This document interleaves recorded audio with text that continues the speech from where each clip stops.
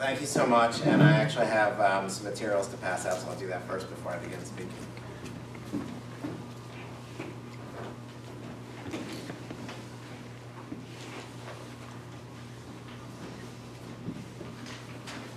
So I want to thank Paul and Brian and the board and all the members of the Buffalo Niagara Coalition for Open Government. I think, as Susan eloquently said, you're all doing very important, critical work to ensure that the open meetings law is actually enforced. I'm reminded of when I started to work in the state senate and we passed our first bill when I was working in the state senator's office. And it was a bit of a celebratory moment, and we said we did it. And the senator I was working for said to me, no, actually our work has only just begun. And obviously your work shows why that is true, and that is that laws, really when they're passed in Albany or anywhere else, are only, as Susan mentioned, written on paper with the governor's signature, but they don't mean anything unless they're implemented. And that usually requires citizens like yourself, journalists, advocacy groups, to be watchdogs to ensure that not only is the law actually implemented, but implemented well, and that best practices are utilized by the many governments across the state. And so it's maybe not as glamorous as getting a bill through the legislature, but it's probably more important. So I salute you for your work in this area and for making government more open. I thought I would talk a bit about Reinvent Albany and also just the work of good government groups in Albany, and hopefully that provides some insight and informs your own work and maybe even provides some ideas to monitor local governments. As far as Reinvent Albany goes, we were formed in 2010 mostly by donors and advocates in the transportation community. These were people who became quite frustrated at the time in 2010 because they were trying to get congestion pricing through the legislature in Albany and became familiar with all the ways that Albany does not work. I think many of you may be familiar with congestion pricing. It's a proposal that is still before Albany and still has not been passed, but would not only provide funding for the MTA, which is vital to the New York City metropolitan area, but also provide a system that would reduce crowding and congestion in New York City for the many drivers that go into the city during business hours. So the organization was formed to try to address some of the good government issues that prevent not only congestion pricing, but a lot of common sense legislation that's widely supported by the public from passing. It seems that all too often the only person or individuals that are opposed to good government legislation are a small faction of the lawmakers themselves, even when the proposals have widespread support from all aspects of the political spectrum and overwhelming support from the general public. One of the areas that we work on, which is an example of this, is economic development, accountability, and transparency. And Assemblymember Schimminger is here tonight. He's been a great champion of legislation in that area. And obviously it matters a great deal here in Buffalo, where you've had an influx of economic development dollars that I do think have contributed to the resurgence of not only Buffalo, but upstate New York. At the same time that's happened, we've also seen that there's been corruption and convictions of some of the governor's top aides. And even when that doesn't occur, there is far too little scrutiny as to whether taxpayer dollars are wisely spent, or whether they're spent on the best types of economic development programs. One of the things that we often look at is the cost per job of economic development spending, which, by the way, is massive in New York. Economic development spending, when you look at not only state governments but local governments, the Citizens Budget Commission has calculated that to about $8 billion a year. And it comes in a variety of different forms. It could be building a factory or providing job training. But there's really, to our knowledge, never been an effort by the state or even any locality to try to assess which economic development programs produce the most bang for buck and create the most jobs or retain the most jobs at the least cost to taxpayers. So we actually have a number of legislative proposals that would help achieve that goal.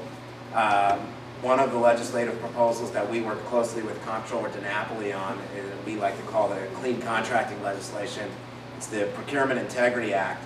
The Comptroller for 100 years had the ability to review contracts before they're executed. And in 2011, the governor and the legislature, as part of the budget that year, and I think it was not highly noticed at the time, removed that authority.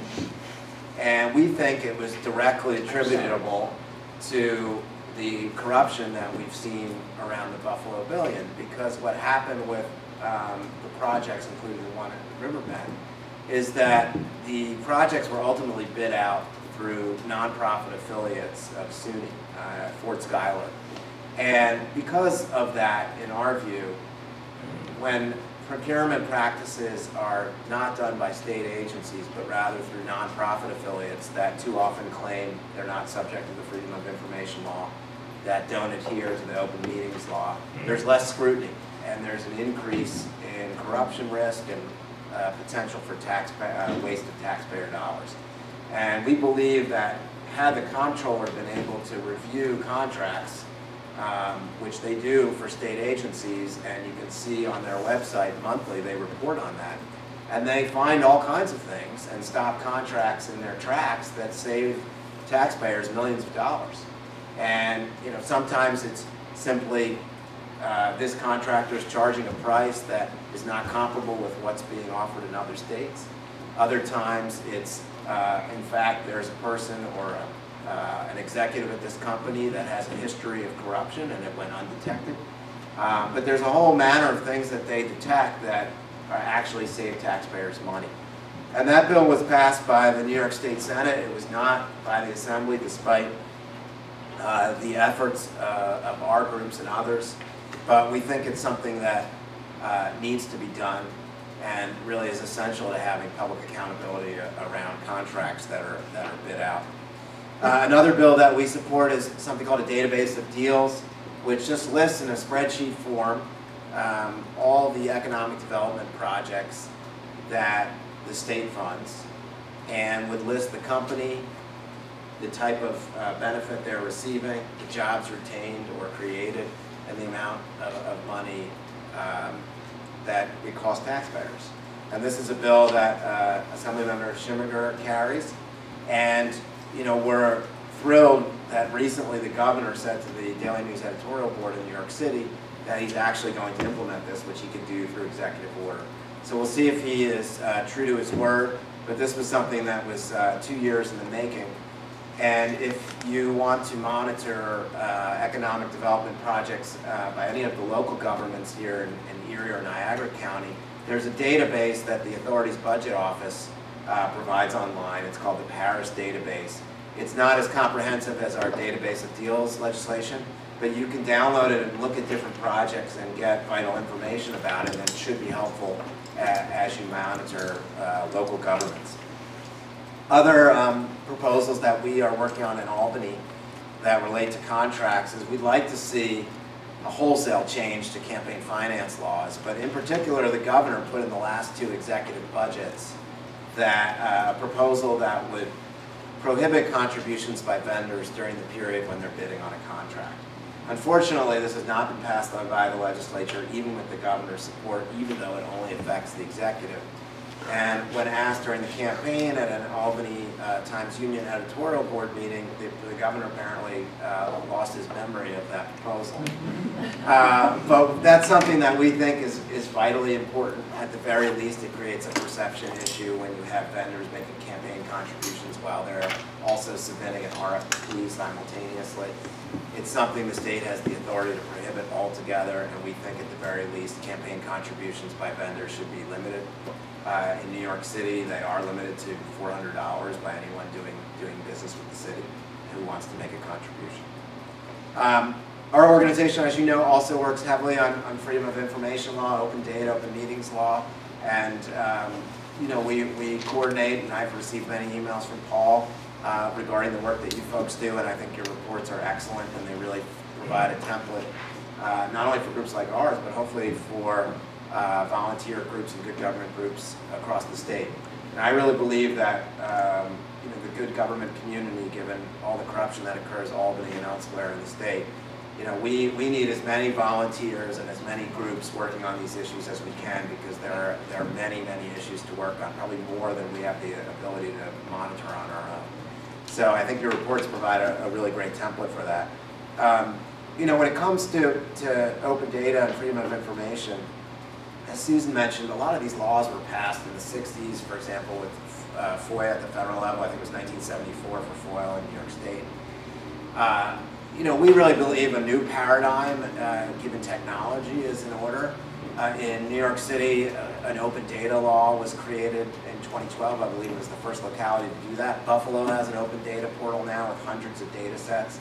And the new paradigm, really, that I think government has not yet caught up to in most places, is that individual citizens, advocacy groups, journalists, they shouldn't have to ask for information.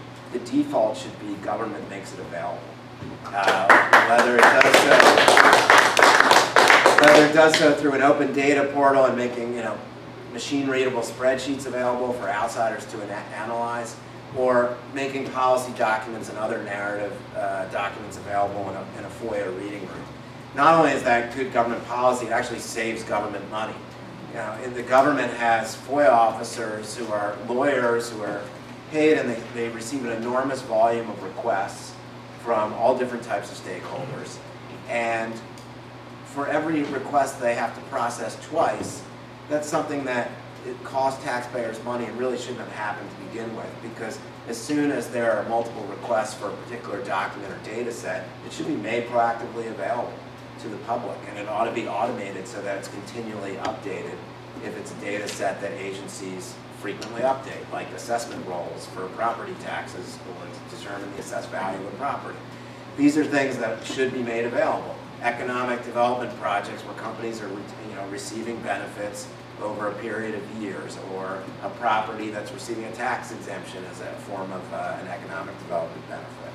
So that's really the new paradigm, and I think the same thing applies to open meetings. State law requires agendas to be made available as is practicable.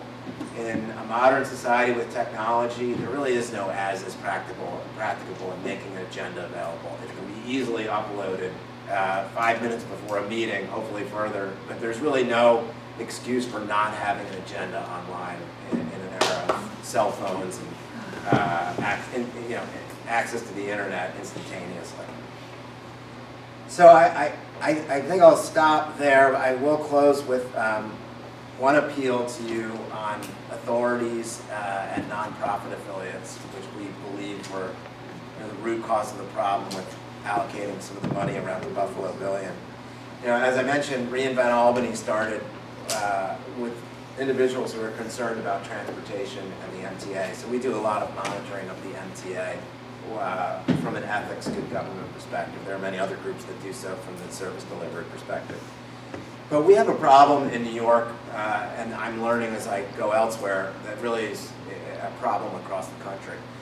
And that is, it seems to be a quaint notion, but it used to be that government work was done by government agencies.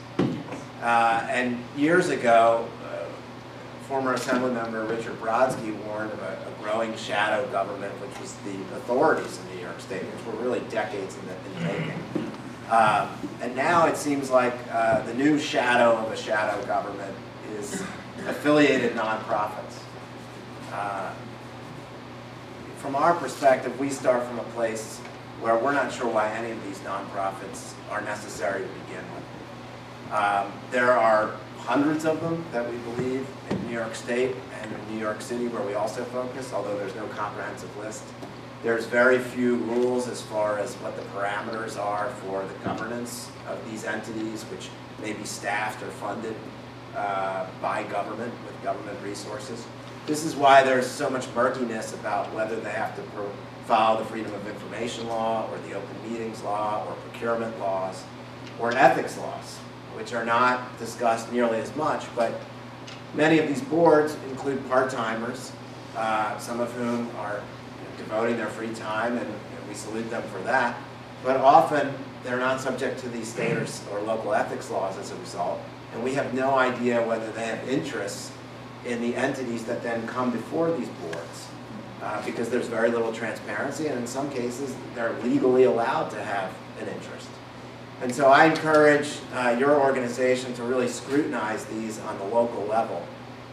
We think it's an area that's in need of as much scrutiny as some of the scrutiny that you're doing of more regular local agencies. And kudos to the folks who are suing on the SUNY Buffalo Foundation.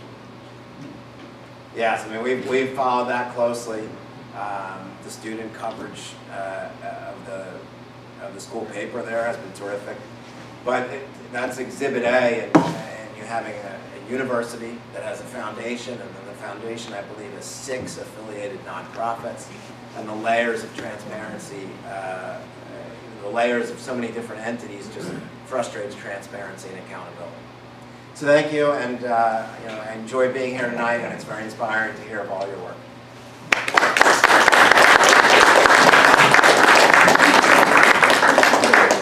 Before I open it up to questions, I just want to reiterate the important role Assemblyman Schimminger has played locally, and I was probably remiss, quite honestly, to not invite you to be part of this panel, so certainly feel free to chime in. But Assemblymember Schimminger has sponsored a bill to make it clear that Freedom of Information law applies to nonprofit entities. The new shell game now is, well, we're going to do it through this entity, and the law doesn't apply to them. And he has important legislation pending to change that. We talked about the database of deals. We spend $8 billion a year on economic development in New York State, but we have no idea or no way of tracking it and how it's being spent. Assemblymember Schimminger has sponsored that bill. So I really take my hat off. It's great that we're a local group pushing for these issues, and we have a local assembly member that's very supportive of these issues as well. So certainly feel free to chime in as you would like as we take some questions. You want to say anything now? I don't take any credit for the bill which makes these not-for-profit shadow entities subject to the Freedom of Information law other than introducing it. The actual authorship of it is to be credited to a New York University Law School classmate of mine, Bob Freeman, who in his annual report mentioned this. And so we picked it up and filed it. And I'm very happy to see, though, that in the Tom DiNapoli Procurement Integrity Act / Clean Contracting, whatever it's called, program bill, which he sent to the legislature, there is the elimination, as you see in the notes that Alex handed out, the elimination of the ability of these entities to be conduits for these contracts. And God, we know that under this governor, he used the Fuller Road Management Corporation, which was created by the previous governor. He used the Fort Schuyler Management Corporation, the second of these shadowy entities. And now he's got a reform proposal. He's going to create a new entity called what? New York Creates, I think? Yes. Yeah, right. So Because the others were so successful. Yes. And you stop and look, drill down, take a look. Who owns that huge possible future City of Buffalo highway garage down there in South Park? Who? I mean the Solar City plant. Who owns Fort Schuyler Management Shadow Entity is the owner of that, and they lease it to Solar City for $1 a year. So, what's the number of that bill? Pardon me? The bill. Do you recall the number of it? Had I been invited to come and speak, get it for you. I would have. Didn't mean to put you on the spot. And Sonia also gave me well, I've known Sonia for a long time. Two true things. The year is 2003. I've just taken office in the Assembly for my umpteenth term. And for the first time in my life, I'm representing North Tonawanda. I call up Democrat Mayor Larry Seuss. What should I know about representing North Tonawanda? He says, well, there's this woman named Sonia Duza. And he fills me all in. Second true story, last year, A brand new guy gets elected, a millennial. And after a long, long, long famine, when no Democrats served in North Carolina government, a young man, Austin Tylek, Oh, yeah. a millennial. He's actually a member of the Independence Party, for what it's worth. But he was supported by the Democrats. Yeah, I know. But he's like 25 years old or 26 Well, I years was a old. blank when I first got elected, so yeah, okay. But I asked him, how's it going? What should I know? I call him up, I talk to him, mentor the young man. He says, well, Robin, there's this woman, Sonia do something about community gardens. I know her. You didn't like this site. But Sonia gave me a dirty look. Even at this meeting, she gave me a dirty look. When it was mentioned by Alex that in 2011, the legislature and the governor eliminated the power of the comptroller to do the pre-audit approval, to do the early approval on contracts before they were actually let. That was part of the brand new governor, remember him, Andrew Cuomo, man of high ethics, efficiency, and so on. He said, we've got to get rid of this archaic provision that slows things down. He puts that into his budget. The legislature went along. Big mistake. And that is what is attempted to be undone now by the comptroller's program bill, which I fully support, and which is, Alex, I will not get into all the arcania of that, but that's something that should be done. And I'm very happy to hear, and I did see a little squib somewhere, that Andrew Cuomo did say, supposedly, I just got a little squib, maybe you can send me the full dope on it. With the Daily News, he said now that he supports database of deals. Even though for years now he's been, yeah. So if you've got the actual text, Alex, I'd love to see it. And we did get one small advance through on the FOIL. I don't know if this works that well, but I'll let you guys share it. Do you want to talk Sure. about it, Alex? Yeah, I neglected to mention our signature accomplishment of the last year, which was the FOIL attorney's fee bill, which was long in the making. It was carried by Assemblymember Paulin and Senator Gallivan. But essentially what it does is, and I'm hopeful that many of you will access this law in the room, it makes it easier to win attorney's fees when you're bringing FOIL cases. So it used to be that it was awarded at the discretion of the judges, often not awarded. We did a report that looked at cases in which the plaintiffs substantially prevailed. There was no reasonable basis for the agency to deny the FOIL.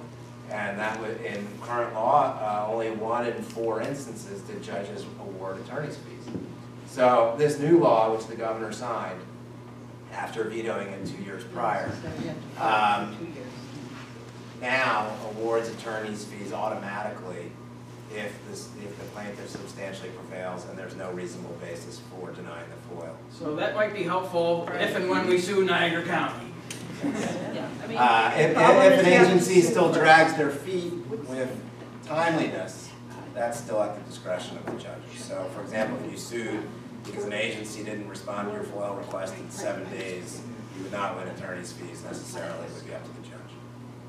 All right, well, we'll open it up to questions. I don't know if anybody has any questions for our speakers. I Paulette? have 2. One of them is for you, Alex. The law says, with regards to financial disclosure, that if you have a population lower than 50,000 people, that it's at their discretion to post financial disclosure. How, other than threat of embarrassment, do you get a municipality such as Lewiston, which only has roughly around little over 16,000 residents? How do you get them and force them to do that? so why are you hesitant to embarrass them? Oh, I'm not hesitant. They'll tell you. Well, and I would say before the panel answers, Governor Cuomo a couple years ago actually proposed in his budget, I believe, that all municipalities, regardless of size, have to do financial disclosure. He got a lot of pushback from the Association of Counties and Mayors, and it died. But we agree it should apply regardless of your population. Just a cutoff for corruption or conflict of interest by population? Yeah, I mean, I would actually even argue the opposite, which is In my experience, in places that have a large population, where there's a media presence, where there's groups like yours, Buffalo being the second largest city in the state, usually those places are where there's greater scrutiny. And it's in the places where there's fewer people, where there's probably not as many citizen groups or media presence, where I think there's a greater corruption risk. Because that's the second part of my question, because it kind of goes to the comment that you made, why I was hesitant. And I'll tell you, I ain't hesitant. But the thing here is, the reason for this is these guys, and I know I've been there, so they go to the Association of Towns meeting, and they tell them, hey, you don't have to do financial disclosure, and they basically guide them along so that they can circumvent having to do financial disclosure.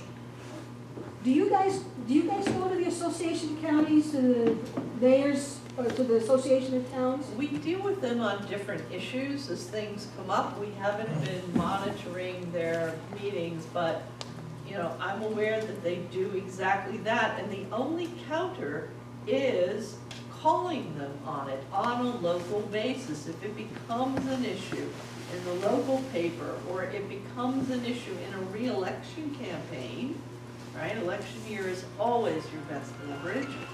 Then the fact that you don't have to is just no excuse if constituents are saying, this is something we want. And I would point out, at least locally, Clarence and Lancaster, although they're under 50,000, they do voluntarily do financial disclosure. Because the public demands it. That's where your strength is. And I thought there By was another, making it an issue. I thought maybe there was another technique other than me getting up there and pulling their pants down. Yeah. One area you might want to look at is, I believe all the localities are subject to the ethics laws that are in the general municipal law for the state.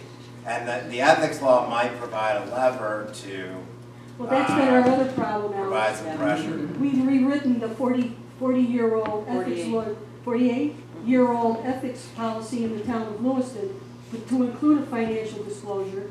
And we have a not so bright supervisor who doesn't want that in there because he feels that by telling them, by having them curtailed about getting a donation, he feels if he gets a box of donuts, he'd have to report that. Well, He there's gave- certainly he gives a ways box of to donuts. address that. This is what we're dealing with. Yeah. I mean, Yeah. Karen really worked her butt off.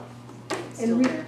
And it's still there. It's Yeah. 3 years later, and Yeah, they will not move it. Unfortunately, we don't have a magic shortcut for you. You are doing all of the right things, and my feeling is that you will, clearly you're going to persevere. When you persevere, you win. Oh, yes, we And will. that's the stories that we've been hearing today. Mike, you had a question? I got a question. Mike Less, who has probably filed more local FOIL requests than anyone I know. I'm from South Buffalo and I've heard version and asked the Kearns on what they will explain to me to you or whatever. I have a question about enforcement. It is technically illegal to deliberately withhold information, 240-65. Also, being a public employee deliberately violating the law is official misconduct. I'm not a lawyer, but I can read black and white. I have had problems, and Paul can explain to you about me in Lockport, where I try to get information, and this isn't, it's 7 out of 5 days, it's 720 days. And it's the idea of, you don't like it, take us to court. Anything about putting real teeth in penalty, because if you go to a town and say, you gotta pay me my fee, it doesn't cost them, it costs them out of the general budget. But if the attorney and most of our attorneys, deliberately does it, suddenly he's got to look at his own 15 days. His attitude's going to change. I've gone to the county sheriff, I've gone to the local cops, I've gone to the state police, I've gone to the Bar Association, and their reaction is, you can sue under Article 78. I look at it as, there's a civil issue, the Article 78, there's an administrative liability for the lawyer for not doing the job, and there's a criminal version, and no one will do anything about enforcement. Anything you guys have looked at about, or sponsored about, adding real teeth to the rules about not following the rules? this is a perennial topic of discussion. When FOIL and the open meeting laws were really first put into effect, the idea was that there would be citizen enforcement, but also over time that it would evolve, that things would improve, citizen enforcement would be less necessary, that we would evolve towards a more robust official enforcement. Unfortunately, that hasn't happened, but it is something we have been talking about for a very long time, and we get told over and over again that there is no desire in the legislature to do that. It would be too expensive, that it would be onerous. But the truth of the matter is, from our point of view, as good government advocates, it is onerous and wrong to put all of the enforcement responsibility on the citizens. It's why so many municipalities and counties are able to get away with the practices that they do, because it is hard to sue. It is expensive, it is time consuming. So we're very strong proponents of much stronger enforcement. We have not found champions. Well, what I've looked at is your friend, and Paul can admit to this, people have said it's an opinion. Robert Friedman's It's what? opinion. It's not a ruling.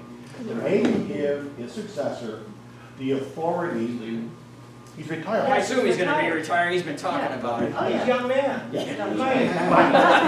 My point is to give the successor the authority to change the rules. Yes. I order release unless you go and get it reversed. At the same time, I've come up with a few ways to do this.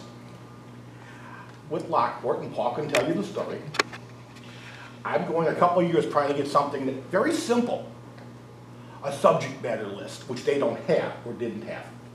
It took me 2 years to get it. I was told, you know what, sue us. I have a different approach. I live in South Bluff, I drove out to Lockport, I walked around Main Street. I filed 25 notices of hazardous condition, told them I'd be back next week. I got the paperwork, but what's wrong, and then they refused to catalog the issues, which is in violation of municipal law. So, You gotta go to law school, Mike. I can't, I'm honest. I won't work for the dark side. Well, let me ask, does anybody else have a question? I'm done, All but right. it's an interesting point. Mrs. Dixon. Hi, I'm Katie Stevens. Thank Oh, you. sorry. That's okay. Thank you for recognizing me. I really just have a comment. I'm a retired supply management procurement executive, and I worked in private industry for the same company for one entrepreneur for about 30 years of my career.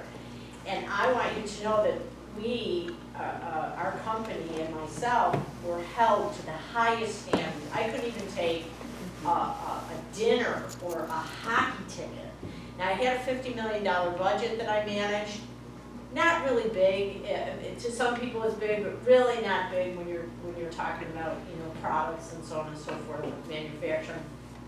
So I just read this and I really was just sort of infuriated by it, because we were, you know. And one last thing, I'm a licensed certified purchasing manager, which by the way took me 10 years to get that certification from the former National Purchasing Association, which is now the Institute of Supply Management.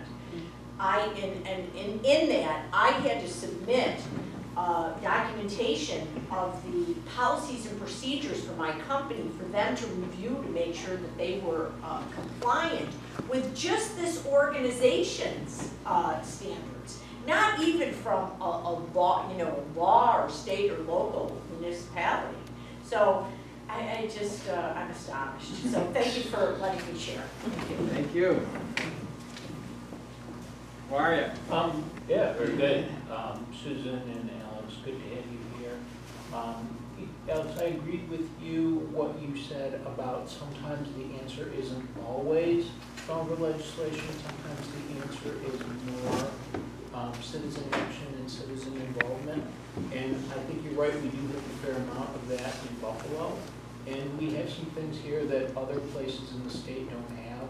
For example, investigated post.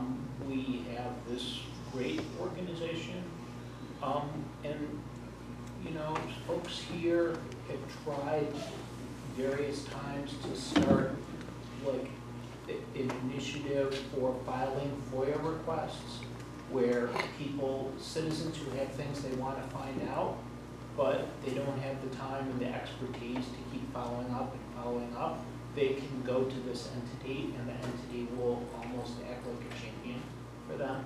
To the best of my knowledge, that hasn't happened yet, but there's been discussions of having that. And it seems like in different communities, you may have different strengths along these lines. Some things we have in Buffalo, and then some things we don't have. There may be things that people in Syracuse have tried, things in Albany that they've tried, and it makes me wonder whether we have some kind of mechanism for cross-fertilization and sharing of best practices and trying to kind of work together to increase our capacity in different areas of the state so that if one part of the state becomes good at something, they can help the other part of the state become good at it. That kind of thing. What's our mechanism for doing that? At the moment, it's very hit or miss. My reaction to what you suggest is that what we need actually are two things. One, what Alex was talking about in terms of open data requirements of our local and state government, so that there is a baseline of information which is provided without our having to file countless number of FOIA requests and chase it down bit by bit by bit, but that it is readily available for anybody who decides at 2 o'clock in the afternoon or 2 o'clock in the morning that this is something they really want to look at, and they are able at their computer at home to pull down the data in a way that it's a spreadsheet. You don't have to copy it over, you can actually work with it and use technology. The other thing is the development of what we call dashboards, okay?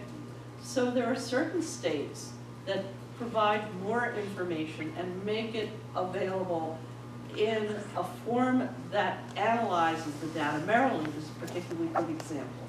It basically sets forth the goals of the state in certain areas are to obtain progress in certain regards. And it's not necessarily throughput, okay? It's not so many people go to an agency or we spend X number of dollars, but rather we are reducing poverty or we are dealing with hunger. And the open data is then analyzed and made available to the public on a website that helps you understand the data and helps you understand what's working and what isn't working. I would like to see more of that happening here in New York, not just at the state level where it could be challenging, but at the local level, so that people understood better what was working and what isn't. Because we have that capability technologically to provide a baseline of information. And it's not happening as readily as it should. And I think that it is something that we as activists can be taking on at a more local level. And also, frankly, figuring out, you here in Erie, Niagara are doing admirable work. I've seen a fair amount of activism in the Syracuse area, where Focus Syracuse does a lot of very good analysis and a lot of very good work. Tends to be more large community discussions, but very similar in terms of outlook. There isn't really a good mechanism for all of us to coordinate. I was just going to say, following up on Alan's question, are there other groups like ours that you've come across? You mentioned Syracuse, or are there local chapters of Common Cause and Reinvent Albany? Or yeah, I mean, part of the reason I turned to Susan on that answer is because they're structured in such a way where they're more of a membership-based organization. Common Cause and the League, Reinvent Albany, we're more lobbying and less membership-based. But look, part of the reason we came here tonight, I think, is there needs to be more coordination on the advocacy side between all the groups, so we learn a bit more about what you're doing. You you learn a bit more about what we're doing, and hopefully we learn from the exchange of information and we can collaborate and coordinate more in the future. I mean, I think there's a great need for that. I mean, I personally believe that, you know, good government in New York State is only going to come about if we can really turn out everyday people to get involved in caring about this, much like you folks have done over the last 2 years. Only I think it needs to be scalable across the state so that you get to a point where instead of thousands of people coming out for a charter school rally or to support or oppose gun legislation, you have the same level of people coming out for ethics and campaign finance reform. And, you know, it's on us, but it has not happened at that level yet. I think the sentiment is there, but the activation hasn't occurred yet at the scale that it needs to. But clearly it's starting to bubble up as we see with your organization. At times, we've had local chapters that have been involved. People transition to different things, and I actually have been sitting here and thinking that I want to write up more of what you're doing for our next state newsletter, to say this is a really good model. And see, I know that there are groups of activists, particularly on Long Island. I'm thinking of people who've gotten in touch at Hempstead, which is a gigantic township that has all kinds of issues, where they've been looking at this. I know there's a group of activists in another part of Long Island who are trying to figure out how to get information. There are several people in New York City who have been looking at the local political parties and putting together websites to encourage people to run at the local level. So we're seeing a lot of good ideas and people finding each other, and let's help to facilitate that. All right, it's getting late, so maybe one or two more questions. Ed? Regarding the database, could this conceivably be something that in time presented properly? There's a lot of good reasons for doing it, other than just informing the public, which is probably the most important reason.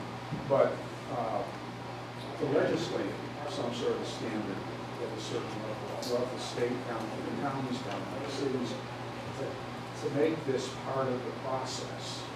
Is that too inconceivable? Is that something?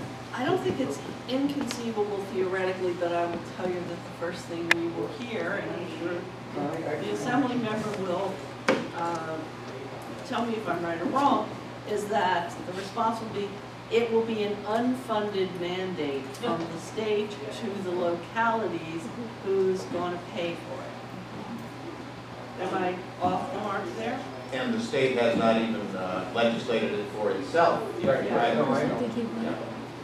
But, real quick, I won't keep, the thing is, the case could be made where it could be cost effective.